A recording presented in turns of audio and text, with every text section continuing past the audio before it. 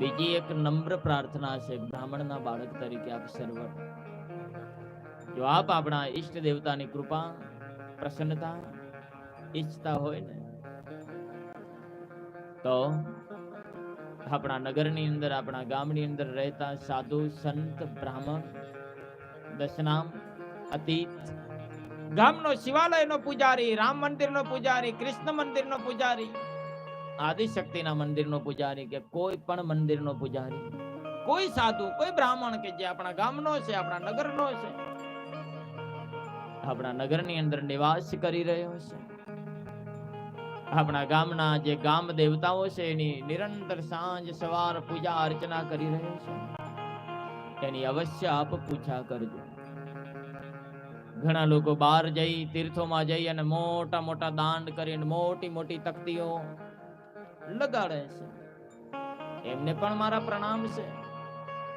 તીર્થમાં જઈને મોટા મોટા દાન કરે છે, મોટી મોટી તકતીઓ લગાડે છે, એને મારા દંડવત સાષ્ટાંગ પ્રણામ છે.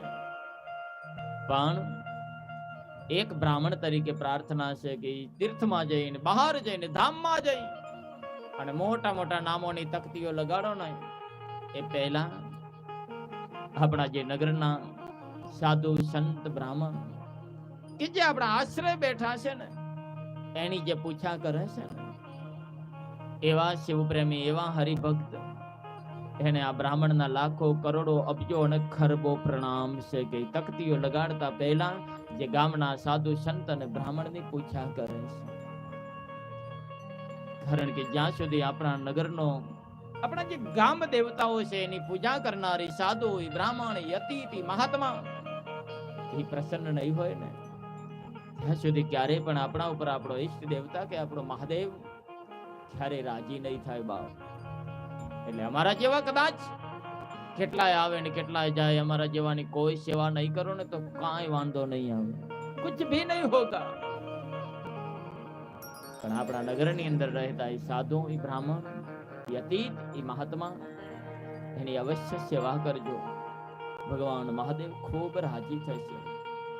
આપણી કુળદેવી આપણો ઈષ્ટ દેવતા આપણો કુળદેવતા આપણી ઉપર અવશ્ય પ્રસન્ન થશે. સત્યમ સત્યમ ન સંશય.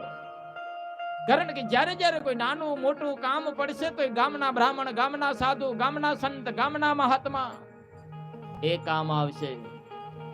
हमारे जैसे जो प्रदेश से आए हैं परदेशी कभी भी आपको छोटे छोटे कार्य में टाइम ऊपर काम नहीं भी आ सकते हैं. समय ऊपर ક્યારેક અમારા જેવા કામ ન પણ આવી શકે. નાના નાના કામ નાની ઘરમાં સત્યનારાયણની કથા કરાવી હોય ને તે ગામની અંદર જે નિવાસ કરતો હોય ને એ બ્રાહ્મણ કાર્ય કામમાં આવશે. અમારા જેવા દૂર બેઠેલા જલ્દી કામ નહીં આવે. એટલે બધાને યુટ્યુબ ના માધ્યમથી પોતાના ઘરમાં બેસી અને સુંદર મહાદેવની કથા નિહાળી રહેલા છે એ અને અહીંયા મંડપમાં બેઠા છે સર્વને એક બ્રાહ્મણની નમ્ર પ્રાર્થના છે કે જો આપ આપણું કલ્યાણ ઈચ્છતા હોય, મંગલ ઈચ્છતા હોય, હિત ઈચ્છતા હોય, આપણા કુળ દેવતા કુળદેવી મહાદેવ સહિત આપણા ઈષ્ટ દેવતાની કૃપા અને પ્રસન્નતા ઈચ્છતા હોય આપણા નગરના સાધુ સંત બ્રાહ્મણ એની પૂછા કરજો.